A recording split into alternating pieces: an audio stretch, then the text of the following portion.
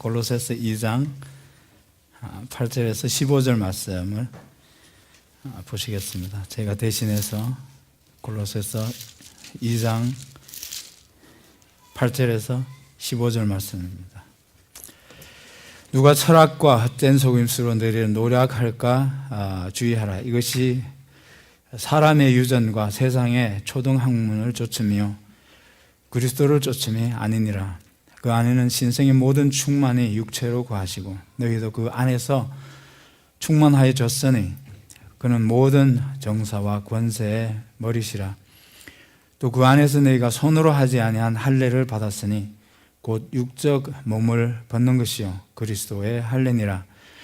너희가 세례로 그리스도와 함께 장사한 바 되고 또 죽은 자들 가운데서 그를 일으키신 하나님의 역사를 믿음으로 말미암아 그 안에서 함께 일으키심을 받았느니라. 또 너희의 범죄와 육체의 무할례로 죽었던 너희를 하나님이 그와 함께 살리시고 우리에게 모든 죄를 사하시고 우리를 거스리고 우리를 대적하는 의문에 쓴 증서를 도말하시고 제하여 버리사 십자가에 못 박으시고 정사와 권세를 벗어버려 밝히 드러내시고 십자가로 승리하셨느니라. 아멘. 개신교 특히 침례교, 저희 교회가 침례교입니다. 미남 침례교에 소속되어 있는 침례교입니다. 개신교, 장로교, 감리교, 순복음교, 선결교 뭐 이런 개신교들 중에서 개신교들은 다 그렇게 하지만 그 중에서도 침례교회는 예수님이 직접 정하신 의식으로 두 가지 의식을 지킵니다. 이 두 가지. 첫 번째가 성찬식입니다. 커뮤니언. 그리고 두 번째 지금까지 계속해서 교회가 지키고 있는 것이 침례 의식입니다. 이 두 가지 의식을 교회에서 계속해서 예수님이 직접 제정하신 의식으로 지켜가고 있습니다. 오늘부터 해서 다음 주 두 주에 거쳐서 침례에 관한 말씀을 같이 나누고 혹시 우리 중에 침례를 받지 않으신 분이 계시면 이번 기회에 침례를 받을 수 있도록 매년 제가 이맘때쯤 그렇게 이 말씀을 메시지를 같이 이렇게 나눕니다. 이렇게 해서 앞으로 지금 40일 정도 남아있는 이 사순절 기간 침례 받을 수 있는 분들 또 침례 받기를 원하는 분들 이렇게 확인하고 부활 주일에 침례를 받으실 수 있도록 우리가 이렇게 지금 예상을 하고 이렇게 메시지를 미리 이렇게 같이 나눕니다. 작년 이 메시지를 이맘때쯤 이렇게 나누는데 빨리 시간이 지나갑니다. 그죠? 네, 빨리 지나갑니다. 한국에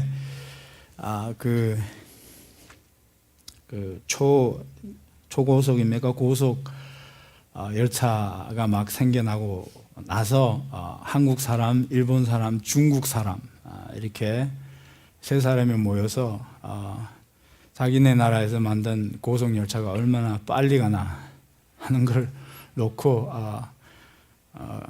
서로가 이렇게 자랑을 했답니다. 뭐 하여튼 한국 사람이 뭐 우리도 정말 빨리 가는 고속 열차 우리가 이제 개발해서 지금 시행 중이다 이렇게 얘기하니까 그래서 한국에서 이번에 그렇게 해서 고속 열차를 만들었다고 그러는데 일본 고속 신간센에 비하면 그건 정말 빠른 것도 아니다. 일본 고속 열차를 타면 밖에 있는 전봇대가 담으로 보인다. 얼마나 빨리 지나가는지 전봇대 사이에 간격이 없어져서 담으로 보인답니다. 빨리 지나가면. 중국에서도 그때쯤 벌써 초고속 열차를 개발을 했는데 중국 사람은 더 과장되게 얘기를 하는데 얼마나 빠른지 중국 열차는 얼마나 빠른지 초고속 열차가 밀밭, 그 다음에 상추밭, 또 토마토밭, 또 그 소고기를 생산하는 목장, 소를 기르는 목장 이렇게 지나가는데 얼마나 빨리 지나가는지 이게 햄버거로 보인다고 그랬어요.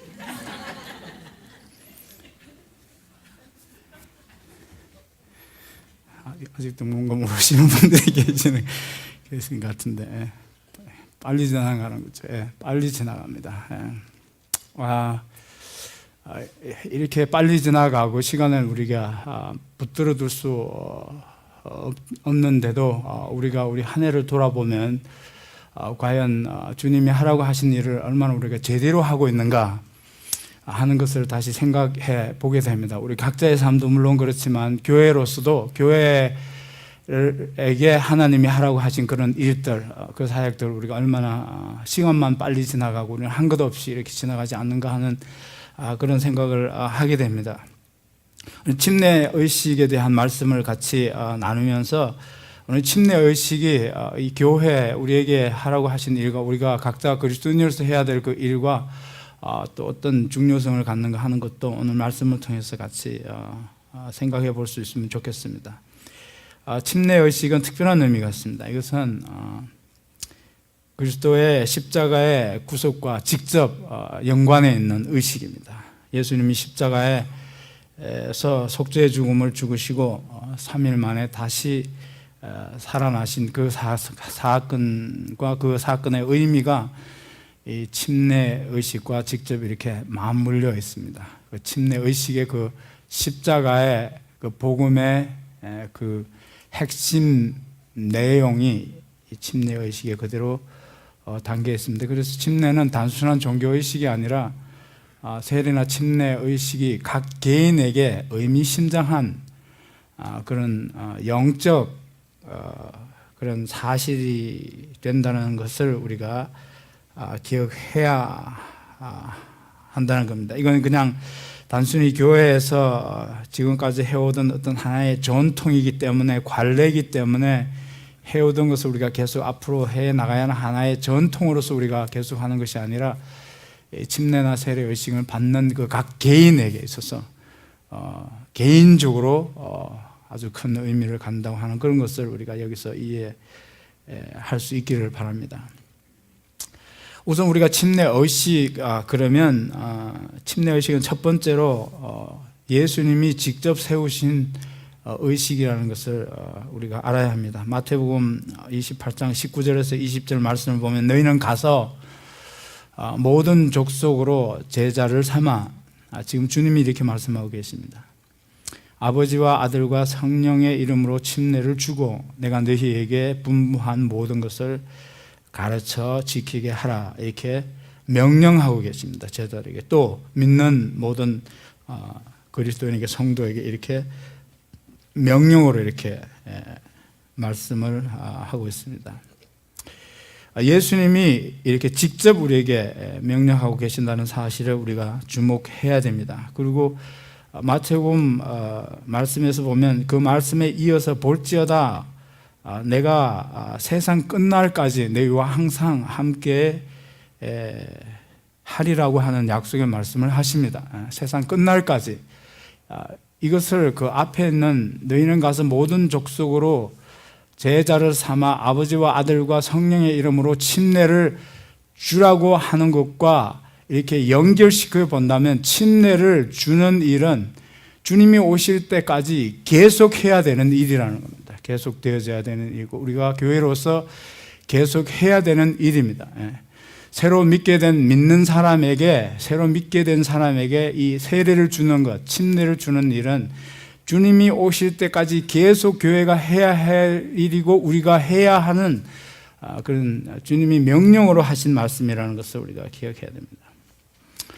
명령으로 하신 말씀이라는 것은 우리가 해도 되고 하지 않아도 되는 일이 아니라는 겁니다. It's not option. 옵션이 아니라는 겁니다. 우리가 이 말씀을 가지고 순종하느냐, 순종하지 않느냐 하는 것만 있을 뿐이지 해도 되고 안 해도 되고 하는 그런 일이 아닙니다. 이 교회가 진정으로 성장하느냐, 성장하지 않느냐, 주님의 말씀을 순종하고 있느냐, 안 하고 있느냐 하는 것은 침례를 받는 사람이, 세례를 받게 된 사람이, 새로 믿고 세례를 받는 사람이 얼마나 되느냐 하는 것으로 평가를 해야 됩니다. 그렇지 않습니까? 네. 여러분, 그러니까 우리가 제발 다른 교회에 나가는 사람을 우리 교회에 오세요. 그래서 교회가 성장하기를 생각하는 생각을 다 내려놔. 그건 정말 못난 생각입니다. 그건 정말 못난 생각이에요. 그건 주님이 하라고 하시는 그 말씀을 따라서 복음을 전해서 새로 믿게 해서 침례를 받게 하는 주님의 명령을 순종하지 않으려고 하는, 순종하기보다는 그런 방법으로 오히려 우리가 다른 것을 하려고 하는 의도라는 것을 그건 정말 못난 일이라는 것을 우리가 생각을 해야 됩니다. 주님이 하라고 하시는 것을 해서 새로 믿게 된 사람이 침례 받는 것으로 교회가 성장해야 됩니다. 이 교회가 지난 1년 동안 그렇게 빨리 시간이 지나고 난 다음에 성장했습니까? 교인이 이 교회가 지금 성장하는데 숫자적으로 지난 한 해 10가정이 늘었대더라. 그건 그렇게 중요하지 않습니다. 그건 그렇게 중요하지 않아요. 주님의 말씀을 순종하고 새로 믿게 해서 침례 받은 사람이 몇 명이 있는가?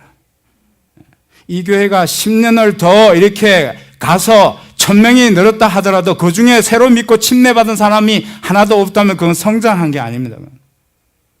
그건 다른 교회에 있던 사람들이 여기로 온 것뿐이죠.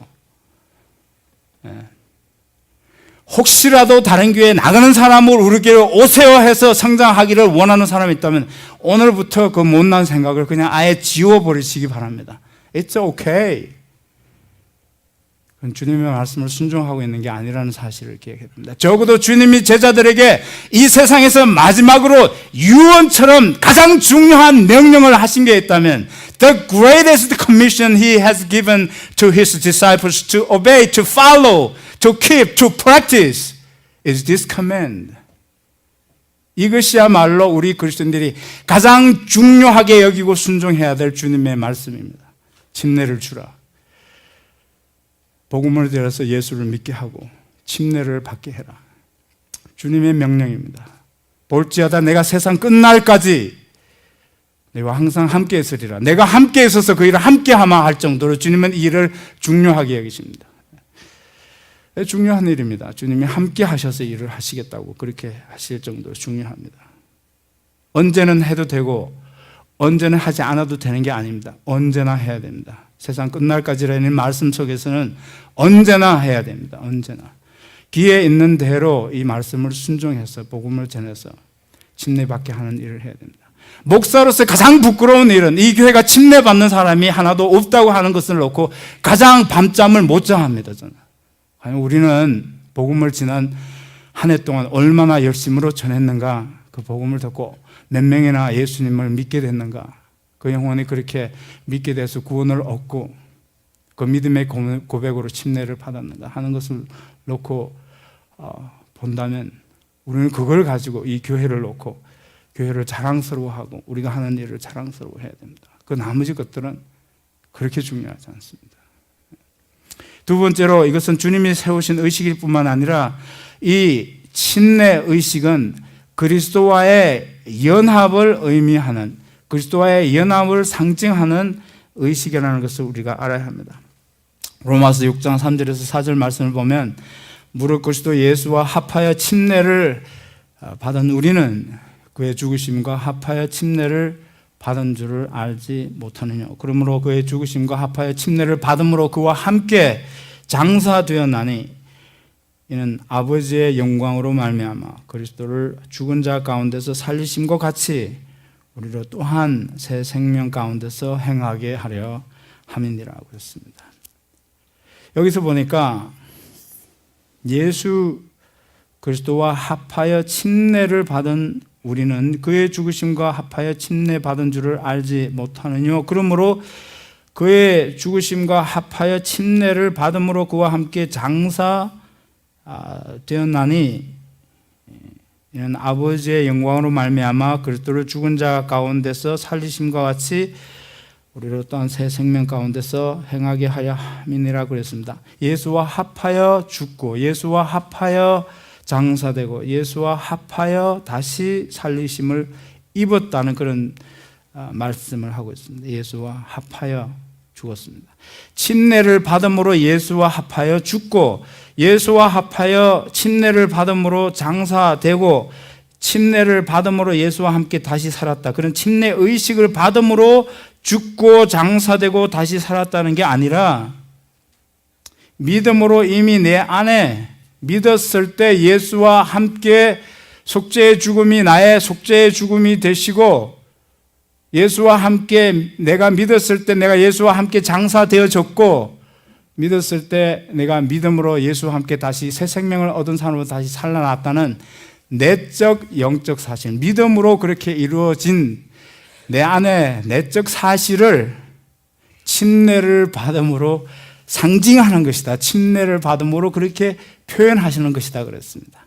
침례는 뭡니까? 물속에 들어가는 겁니다. 물속에 들어가는 것은 장사를 치르는 것을 의미합니다. 땅에 죽은 시체를 묻는 것을 의미한다고 그랬습니다. 침례를 받음으로 장사 지낸 바 되었다는 겁니다. 그렇습니다. 누구를 장사 지냅니까? 죽은 사람을. 그러면 예수 그리스도와 함께 십자가에 죽은 것이 믿었을 때 예수님이 나의 죄를 대신해서 죽은 사실이 믿었을 때 그 죽음이 나의 죽음이 된다고 그랬습니다. 연합되어졌다는 겁니다. 그러면 예수와 연합되어져서 죽고 연합되어져서 다시 장사되고 다시 살았다고 하는 그 사실이 믿음으로 이미 되어진 사실입니다. 믿음으로 되어진 사실이에요. 어떤 사람이 이걸 잘못 이해하면 침례를 받는 그 의식에서 비로소 그 의식으로 그렇게 되는 것처럼 이렇게 이해하기 쉬운데 그건 잘못 해석하는 거라고 우리가 봐야 됩니다. 로마서 전체를 본다면 침례 의식이 그리스도와 그렇게 연합되어지게 하는 것이 아니라 믿음이 그리스도와 연합되어지게 한다는 사실을 우리에게 로마서 전체에서 우리에게 그 복음을 그렇게 설명을 해주고 있습니다. 내가 구원자로 예수님을 믿게 되었을 때 내가 그리스도와 함께 십자가에 죽은 것이 됩니다. 함께 장사되어진 것이 됩니다. 함께 부활해서 새 생명을 가지게 된 하나님의 자녀가 된 겁니다. 믿음으로 그렇게 됐습니다. 믿음으로 되어진 그 사실을 그리스도와 그래서 연합되어진 사실을 이제 공개적으로 사람들에게 보여주고 의식을 통해서 그 믿음을 말해주고 나는 이 믿음을 가지고 있는 사람입니다. 이 믿음을 가져서 하나님의 자녀가 된 사람입니다. 그리스도입니다. 하는 것을 의식을 통해서 signify를 해주는 겁니다. 상징화되는 겁니다. 상징화되고 그렇게 사람들에게 그런 의미라고 하는 것을 공개적으로 고백하는 의식이 침례 의식입니다. 믿음으로 내가 그리스도와 연합되어진 사실, 내가 그리스도 안에 있고 생명 되시는 그리스도가 내 안에 있고 그렇게 연합되어진 union with Christ, we are one in Christ, 그렇게 그리스도와 연합되어진 사실을 상징적으로 표현해 주는 것이 침례 의식의 의미입니다. 세 번째로 침례는 물속에 잠기는 것입니다. 침례를 받음으로 그와 함께 장사되어졌다 그랬습니다. By baptism we are buried with him 그랬어요. 우리가 땅속에 죽은 시체를 묻어서 장사 지내는 것처럼 그리스도와 함께 침례 의식이 우리가 그리스도와 함께 물속으로 들어가는 땅속에 묻히는 것 같은 그런 의미를 갖는다 그랬습니다. 그래서 물속에 잠기는 것은 땅속에 묻혀서 장사되어지는 것을 의미합니다. 그래서 침례라는 그 원어, 그 헬라어 밥티조라는 말 자체가 그때 당시에 배가 침몰해서 가라앉았을 때 사용했던 단어라고 우리가 알고 있습니다. 어떤 물건이나 물체가 물에 잠기거나 가라앉게 됐을 때 바티조 됐다 이렇게 침몰했다라는 말로 바티조라는 말을 사용합니다. 물속에 잠기는 것을 의미합니다. 이걸 물속에 잠기는 것을 우리가 장례를 의미하는 것으로 본다면 물속에 완전히 이렇게 잠기는 것이 장례를 설명하는 것으로 가장 더 적절한 그런 의식이 된다고 우리가 봐야 됩니다.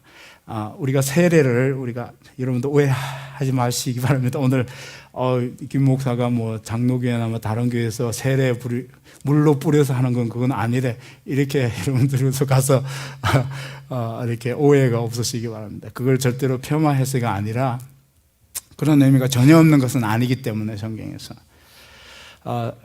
물로 뿌리는 것을 놓고 장사 지내는 것에 비유해서 빗대서 얘기를 한다면 시체를 놓고 흙으로 그냥 흙을 좀 뿌려놓고 이걸 장사를 지냈다 하는 것과 같은 것이라고 이렇게 보면 어떤 것이 물을 뿌려서 장사를 지내는 것을 설명하느냐 아니면 물에 완전히 잠겨서 장사를 한 것으로 설명한 어떤 것이 훨씬 더 적절한 그런 비유고 설명이 되는가 상징이 되는가 하는 것을 여러분 스스로가 한번 생각을 해보시기 바랍니다. 그래서 우리는 처음부터 예수님이 물속에 잠기는 침례 의식으로 침례를 베푸셨다고 그렇게 믿습니다. 또 초대교회의 역사를 보게 되면 한동안 기독교가 로마의 국교로 이렇게 공식적인 종교로 그렇게 인정되기 전까지는 대부분은 물속에 잠기는 것으로 침례를 받은 것을 우리는 역사나 고고학을 통해서 우리가 또 그 증거들을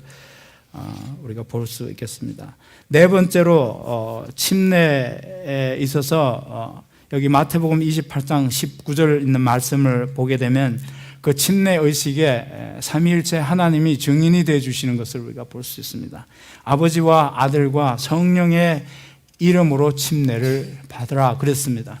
그냥 물속에 막 잠긴다고 그게 다 침례가 되는 것은 아닙니다. 반드시 아버지와 아들과 성령의 이름으로 물속에 잠겨서 받는 침례를 우리는 침례로 우리가 인정할 수 있다는 그런 말씀입니다. 그래서 구약에서 보게 되면 이 세 분이 증인으로 그 침례를 받는 그 일을 증인이 되어 주신다고 하는 그 말씀을 구약에 있는 말씀을 보게 되면 그 침례 받는 그 내용의 어떤 그런 법적 어떤 효력 이렇게 우리가 연관시켜서 그 말씀을 왜 그러면 하나님 예수님의 이름으로 그냥 기도하듯이 예수님의 이름으로 침례를 받게 되면 될 것을 왜 아버지와 아들과 성령의 그 세 분의 세 위의 이름으로 침례를 받게 하는 것이냐 하는 것은 그 정인의 효력입니다.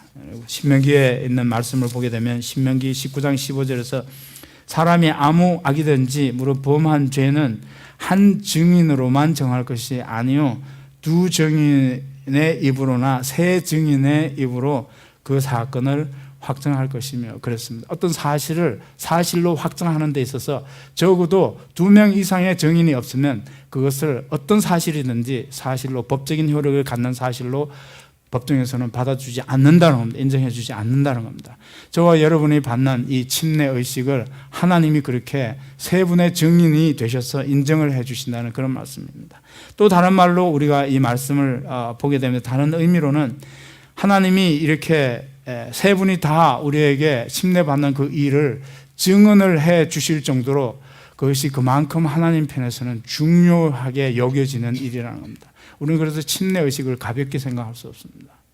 하나님 앞에서는 그것이 중요한 일이라는 사실을 우리가 기억을 합니다. 여러분 어떤 법정이나 어떤 아는 사람의 어떤 일에 여러분들이 정인으로 초대를 받거나 축하객으로 초대를 받는다면 여러분들 그 사람의 어떤 중요성에 따라서 사회적인 지혜에 따라서 여러분들이 증인으로 가기도 하고 아마 가지 않기도 하고 그럴 겁니다. 뭐 시생한 사람이 시생한 일로 와서 좀 증인이 되죠. 아니면 뭐 축하객이 되죠. 그러면 여러분 가시겠습니까?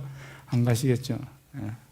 뭐 가실 분도 계실지 모르지만 중요한 사람이 와서 축하객이 되죠. 그러면 결혼식에 가면 그렇습니다. 축하객인 동시에 거기에서 뭡니까? 증인이 되어주는 겁니다.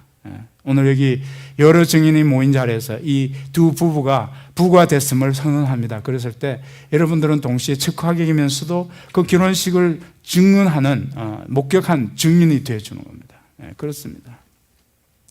여러분 하나님 성부 하나님, 성자 하나님, 성령 하나님이 한꺼번에 이 일에 오셔서 이 일을 함께 봐주시고 함께 참여되어지고 또 함께 증인이 되어 주신다는 이 사실만을 놓고 봤을 때에도 침례나 세례의식은 대단히 중요합니다.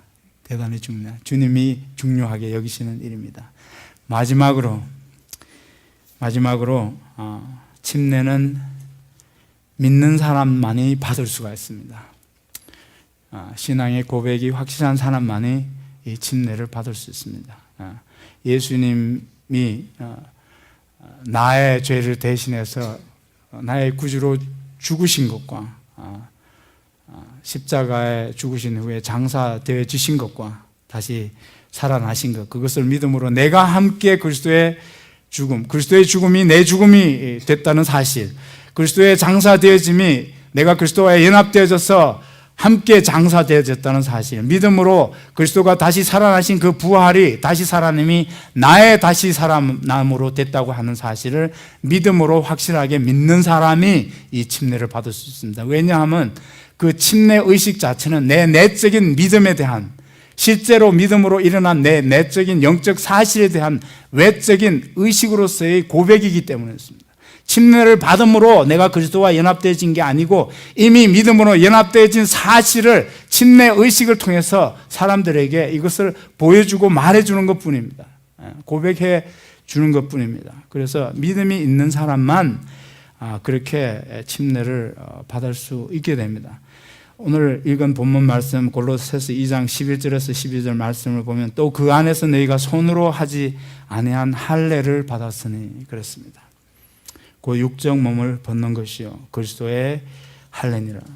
내가 침례로 그리스도와 함께 장사한 바 되고 또 죽은 자들 가운데서 그를 일으키신 하나님의 역사를 믿음으로 말미암아 그 안에서 함께 일으키심을 받았느니라 그랬습니다. 여기서 믿음을 이렇게 설명했습니다. 손으로 하지 아니한 할례를 받았으니 그것은 곧 그리스도의 할례니라. 도대체 무슨 얘기를 하고 있는 겁니까? 육체의 할례가 아니고 It's not physical circumcision. It's a circumcision done in our heart. 육체적인 할례가 아니고 마음의 할례라고 했어요. Circumcision of heart. 여러분, 할례는 육체를 칼로 찢어서 생채기를 내는 거고, 칼로 찢어서 이렇게 말하자면 육체의 일부를 잘라내는 겁니다. 그렇게 되면 어떤 일이 생겨나는 겁니까? 거기에 아픔이 있고 고통이 있고 잘려나가는 그런 아픔이 있는 겁니다. 아픔이 있는 겁니다. 마음의 할례를 했다는 것은 마음의 고통이 있었다는 겁니다. 마음의 아픔이 있었다는 겁니다. 죄를 인한 마음의 애통함이 있었다는 겁니다. You mourn in your heart that I have sinned, I am a sinner. 여기서 말하는 손으로 하지 아니한 마음의 할례라고 하는 것은 내 마음으로부터 내 죄에 대한, 내 죄된 사실에 대한 내 죄를 놓고 내 자신의 마음으로부터 아파했다는 겁니다. 애통해했다는 겁니다. 애통해했다는 겁니다. 그 애통이라는 말 통자는 고통스러워했다는 겁니다. 아파했다는 겁니다. 우리는 우리의 죄된 사실을 놓고 하나님 앞에서 애통해하면서 하나님, 나는 이 죄를 놓고 봤을 때 나는 죄인입니다. 나는 너무 아픕니다. 이 사실을 놓고 내가 내 자신의 죄인됨을 놓고 볼 때는 It's so hurt. It's so painful. 여러분, 내 자신의 죄를, 내 자신의 잘못을 고백하는 만큼 여러분 더 아픈 일이 어디에 있겠습니까? 친구하고 같이 지내다가 친구에게 잘못했을 때 우리는 왜 잘못을 그렇게 잘못했다고 미안하다고 얘기하기를 그렇게 힘들어하는 겁니까? 그건 내 잘못을 인정해야 된다는 것 때문에 We have to face it. Facing my fault. Facing my ugly side of my life is not that easy. 고통스럽습니다, 여러분. 내 자신의 못난 그 사실을 있는 그대로 직면하는 것만큼 고통스러운 건 없습니다. 그렇죠. 그건 누구나 다 avoid 하고 싶은 겁니다. 지나가고 싶은 겁니다. 없는 것처럼 하고 지나가고 싶은 겁니다. We don't want to think about it. We want to avoid it. 내가 그것을 직면하려고 하는 그 아픔보다는 차라리 내 그 못난 사실에부터 나는 점점 더 도망가. We want to run away from that. 비참스러움에서 우리는 우리 자신으로부터 도망하려고 하는 겁니다. 그렇습니다. 그렇죠. 그걸 직면하기가 너무 고통스러우니까, 내 잘못을 인정하는 게 너무 고통스러우니까 우리가 어떤 방법으로 그 고통을 넘어가려고 그러죠? 도리어 큰 소리 치는 걸로. 그렇죠? 내가 뭘 잘못했어. 뭐 그까지 가지고 막 이렇게. 그렇죠? 정이나 그게 고통스러워서 직면이 안 되면 그걸 잠시라도 피해 가보려고 우리가 어떻게 도망가죠? We drink alcohol. 그러니까 그렇죠. 그런 걸로. 그렇죠? 다른 걸로 이걸 잊어보려고 하고, 다른 걸로 이걸 어떻게 쓰든지 좀 해보려고 그러는 거잖아요. 여러분, 그렇습니다. 여기서 너희가 손으로 하지 아니한 할례를 받았다고 하는 것은 내 마음으로 그런 내 죄성에 대한, 내 죄인됨에 대한 그런 고통스러워하는, 아파하는 그런 회개가 있었다는 겁니다. 그 회개하고 난 다음에 그 회개한 자리에서 주님, 그러면 주님이 나의 그 모든 죄를 대신 지시고 십자가에 죽으신 것을 내가 믿겠습니다. 내가 믿습니다. 그렇게 해서 나의 모든 그런 절망과 나의 자신에게 했던 그런 모든 어두운 죄들이 그렇게 용서되어진다. 저는 해결할 수 없습니다. I cannot do anything about it. 나는 스스로 그 죄인 된 상태에서 나는 나를 스스로 구원할 수 없습니다. 밖으로부터 누군가가 나를 구해주지 않는다면 나는 절대로 이 절망에서 나는 헤어날 수가 없습니다. 주님이 나를 구해주세요. 나는 주님이 그렇게 내 죄를 대신해서 십자가에서 믿는 것을 믿습니다. 그것이 여기 애통하는 것에 그리스도의 할례라고 그랬어요. 그리스도가 그렇게 해서 우리가 그렇게 주님을 받아들인 그 믿음으로 우리에게 오셔서, 그래, 네 자신의 의가 아니고 하나님의 의로 내가 너를 의롭게 해주겠다고 하는 그것이 기독교에서 말하는 구원입니다. 내가 침례로 그리스도와 함께 장사한 바 되고, 장사 됐다는 것은 내가 죽었다는 겁니다. 예수 그리스도와 함께 내 죄에 대해서는, 예수가 내 죄를 대해서 죽으신 그것으로 내가 함께 그리스도와 연합되어져서 죽었다는 겁니다. 그리고 이제 장사되어졌습니다. 장사되어졌어요.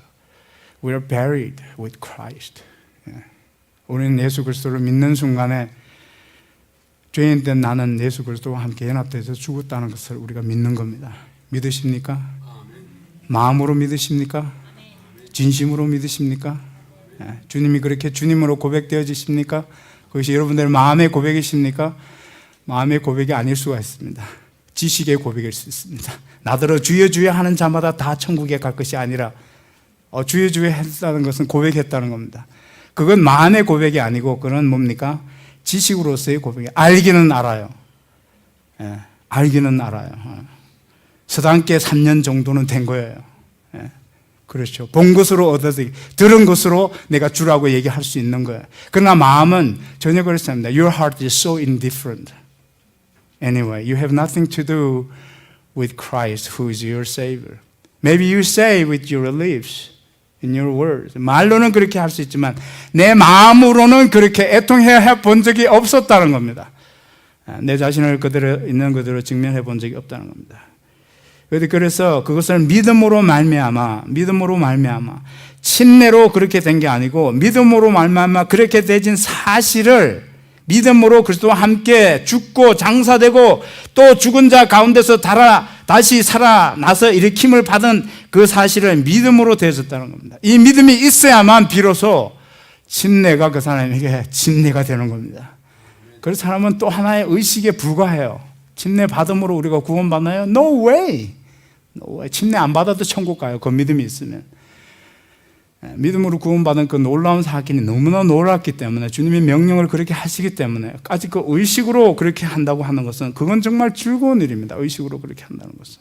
그렇지 않습니까? 우리의 내적인 사실, 믿음으로 말미암아 그렇게 됐다는 사실을 기억해야 됩니다. 갈라디아서 3장 26절에서 27절 말씀을 보면 내가 다 믿음으로 말미암아 그리스도 예수 안에서 하나님의 아들이 되었으니, 침례로 그렇게 된 것이 아닙니다. 믿음으로 말미암아 이미 너희가 모두 하나님 그리스도 예수 안에서 하나님의 자녀가 되었습니다. 누구든지 그리스도와 함께 침례를 받는 자는 그리스도로 옷 입었느니라. 그걸 말을 27절 말씀을 잘 보셔야 됩니다. 이미 그렇게 해서 그리스도로 말미암아 그리스도 예수 안에서 믿음으로 하나님의 자녀가 되었습니다. 어떻게 해요? 그리스도로 옷 입은 자가 되었습니다. 그리스도의 의로 나를 옷 입혀 주셔서 내가 하나님 앞에서 하나님의 의로운 자녀가 된 거예요. 내 의로 그렇게, 자기 의로 그렇게 된 것이 아니라. 그래서 그리스도로 옷 입은 믿음으로 하나님의 자녀가 된 사람은 뭡니까? 침례를 받는 겁니다. 27절의 말씀을 그렇게 해석해야 됩니다. 그 믿음을 침례로 표현하는 것 뿐입니다. 침례로. 결혼식 했을 때 부부니까 결혼식 하기 전에 이미 마음으로 commitment of heart is real marriage. real marriage. 그렇죠? What is real marriage? The commitment of heart. It's not the ceremony. 그렇지 않습니까? 두 사람 사이에서 우리는 평생 이제 부부로 죽을 때까지 부부로 삽니다 하는 커미트먼트를 한 거예요. 그 커미트먼트 두 사람 사이에 한 걸 가지고 의식을 통해서 사람들에게 공개적으로 우리는 이제 부부로 이제 이렇게 살아간 사람으로 됐습니다 하는 그 의식을 통해서 그걸 그렇게 확정하는 거죠. 의식이 그 두 사람을 부부로 만드는 게 아닙니다. 똑같은 의식입니다. 믿음으로 그랬어요. 믿음으로. 로마서 10장 10절에서는 너희가 사람이 믿음으로 의에 이르고 입으로 시인하여 구원에 이르느니라. 믿음은 마음으로 믿는 것을 의미합니다. 마음으로. 로마서 2장 27절 말씀 보면 오직 내면적 유대인이 참 유대인이며 그랬어요. 육체의 할례를 했다고 유대인이 되는 게 아니라 내면에서 내적으로 내가 마음으로 예수 그리스도를 믿고 내 죄를 고백하고 회개하고 마음으로 믿었을 때 그것이 참 유대인이고 참 이스라엘이고, 참 이스라엘이라는 말은 참 하나님의 백성이라는 뜻입니다. 참 하나님의 자녀가 되는 것은 내가 내적으로 믿어서 그렇게 되는 겁니다. 내면적 믿음으로. 그래서 거기에 이어지는 말씀 보면 할례는 어디다 하라고요? 마음에다 하라고 했어요. 회개하라고 했어요. 마음에서 진정으로 우러나는, 자기로부터 도망하려 하지도 말고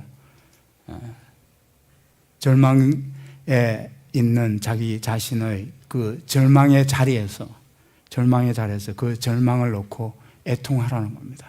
통곡하라는 겁니다.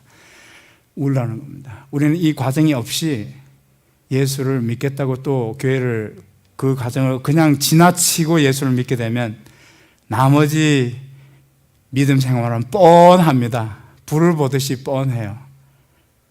아무도 달라지는 게 없어요. 변화는 마음으로부터 되는 게 아니에요. 토마스 아퀴나스는 그랬어요. 진정한 변화는 노력으로는 절대로 되지 않는다고 그랬어요. 마음으로 변화가 와야 돼요. 내 안으로부터, 내 내면으로부터, 내 하트에서 깊은 내 마음 속에서부터 I'm so sorry 그렇게 돼서 입으로 I'm sorry 이렇게 돼야 비로소 그 다음에 다시 그 똑같은 잘못을 하게 됐을 때도 내 마음으로도 진정 내가 이런 사람이 돼서는 안 되지. 그렇죠. 제 아내는 제가 미안하다는 말을 이제는 듣기 싫어해요. It's just a lip service, right? Right? I'm sick and tired of you say sorry. Yes. Why? Because it's not from inside. You are not changing. You are just saying that. 마음으로부터의 변화. 거기에서부터 비로소 참된 변화가 일어나는 겁니다. 그곳에서부터 비로소 우리는 그리스도인다운 그리스도인의 삶으로 내가 변화되어져 간다는 사실을 기억해야 됩니다. 여러분 그렇습니다. 여기 있는 말씀 그대로입니다. 할례는 마음에 할지니 신령에 있고 의문에 있지 아니한 것이다. 그렇습니다. 칭찬이 사람에게서가 아니라 다만 하나님에게서니라 그랬어요. Approval is from God. Approval is from God. Approval is from God who knows, who sees your heart.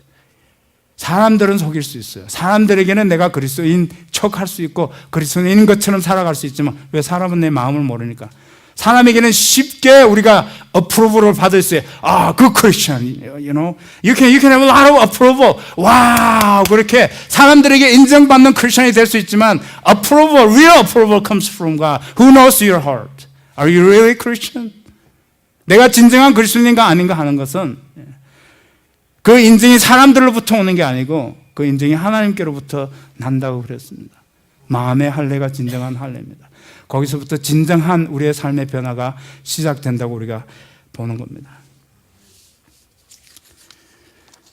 사람을 보고 실망할 때가 많죠. 아유, 예.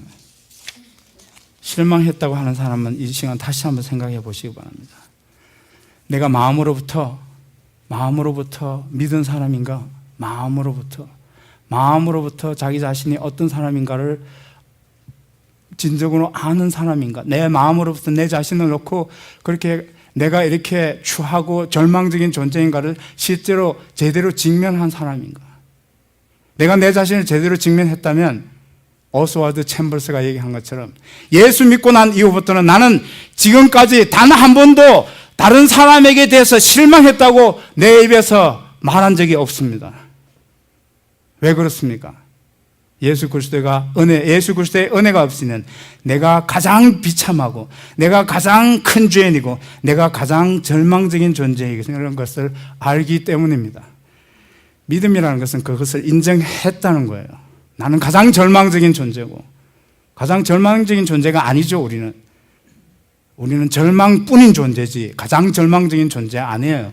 우리는 저 사람과 비교했을 때 내가 더 절망적인 존재가 아니고, 내가 다른 사람과 비교했을 때 내가 좀 덜 절망스러운 사람이 아니고, 가장 절망적인 사람이라는 표현보다는 우리는 모든 사람이 다 하나님 앞에서 절망뿐인 사람입니다.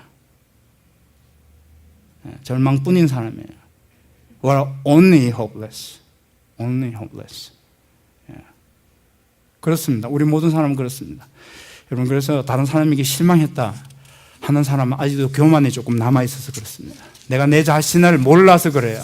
내가 누구에게 실망하겠습니까? 내 자신이 모든 사람과 다를 바 없이 가장 절망뿐이었던 존재였다고, 내가 가장 비참한 존재, 그래서 내 마음의 할례로 내가 그렇게 아파했던 존재고, 내가 아파했던 기념이 있고, 내가 마음으로부터 그래서 예수 그리스도가 아니면 저는 절대로 내 자신으로부터 구원될 수 없는 존재라는 것을 믿고 받아들였다면, 그게 참 믿음이라면, 그것이 마음으로부터 할례를 믿은 믿음이라면, 회개하고 믿으라고 하는 말씀의 핵심이 그것이라면, 우리는 누구를 놓고도, 어떤 사람을 놓고도 실망했어, 저 사람.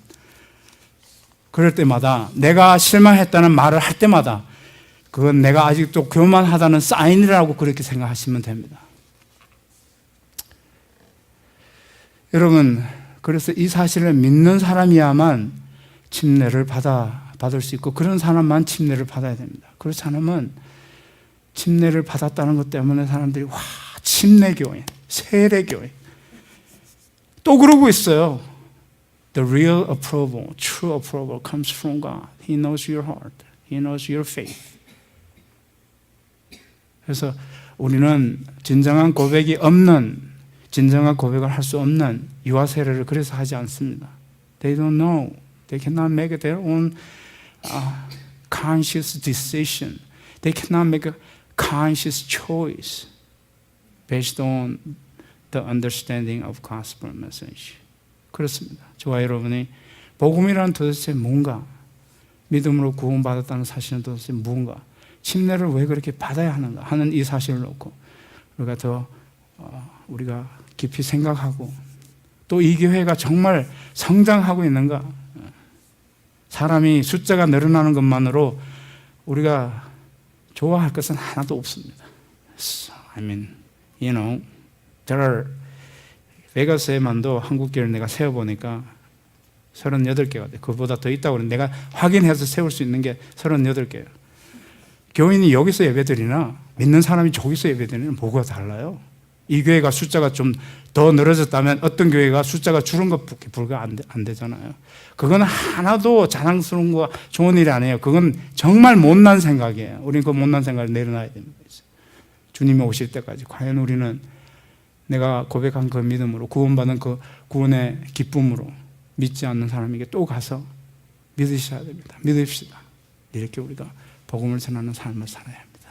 다 같이 일어나시기 바랍니다.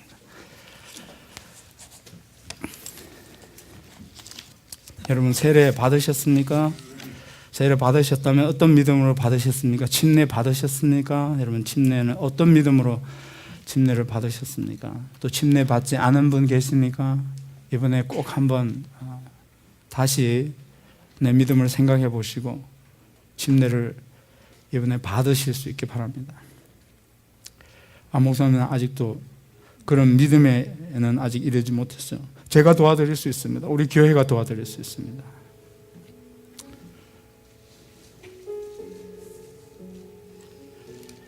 나는 침례받은 세례받은 믿음의 사람으로 나는 과연 어느 자리에서 서서 살아가고 있는가? Where are you at since you became Christian? 나는 그 침례받은 믿음으로 세례받은 믿음으로 내가 계속해서 변화되는 삶을 살아가고 있는가? 그 침례 믿음으로 세례 믿음으로 내가 다른 사람을 주님께로 인도하고 있는가? 과연 우리 커뮤니티 교회는 그런 의미에서 성장하고 있는가? 성장을 무엇으로 평가하겠습니까? 침례받는 사람으로 새로 믿는 사람으로 교회 성장을 평가해야 됩니다. 다른 기준은 없습니다. 다른 기준은 우리가 갖다 대는 기준이지 우리 사람의 기준이지 그건 하나님의 기준이 아닙니다. 성경의 기준이 아닙니다. 복음의 기준이 아닙니다. 그래서 내 개인의 믿음도 성장하고 이 교회도 진정한 의미에서 성장하는 그런 우리 교회가 될 수 있기를 주님의 이름으로 축복합니다. 주님 감사합니다. 주님 그 믿음을 고백한 마음으로 할례받은 그 믿음으로 그 침례의 신앙으로 세례의 신앙으로 하루도 열심히 살아갈 수 있게 해주시고 또 믿지 않는 사람들에게 침례받지 못한 세례받지 못한 믿음이 없는 사람들에게 복음 전하는 삶을 저희가 살게 축복해 주시옵소서. 우리 가운데 아직 이 믿음이 없는 사람을 우리가 위해서 기도해주고 이번 기회에 격려해서 예수 믿고 침례받는 놀라운 역사가 이번 부활절 기간에 일어나게 축복해 주시옵소서. 예수님의 이름으로 기도하옵나이다. 아멘.